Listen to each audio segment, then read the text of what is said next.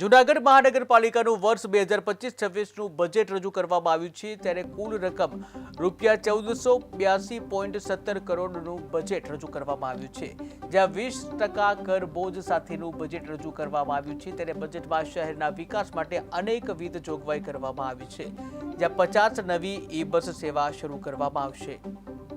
મહાનગરપાલિકા દ્વારા કમિશનર તરીકે મારો આ પ્રથમ બજેટ છે અને આ બજેટમાં 1482 કરોડનો ટોટલ આ જે બજેટ છે આ રજૂ કરવામાં આવ્યું છે।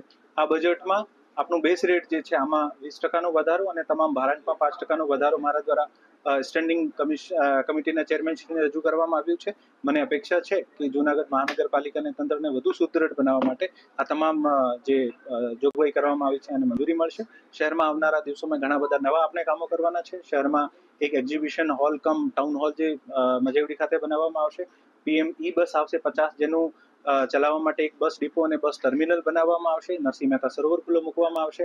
વાઘેશ્વરી તળાવમાં પણ ઘણી બધી સુવિધાઓથી શહેરના મળશે। અદ્યતન લાઇબ્રેરી અને રીડિંગ રૂમ મળવાના છે। શહેરને ડસ્ટ ફ્રી સ્ટ્રીટ મળશે।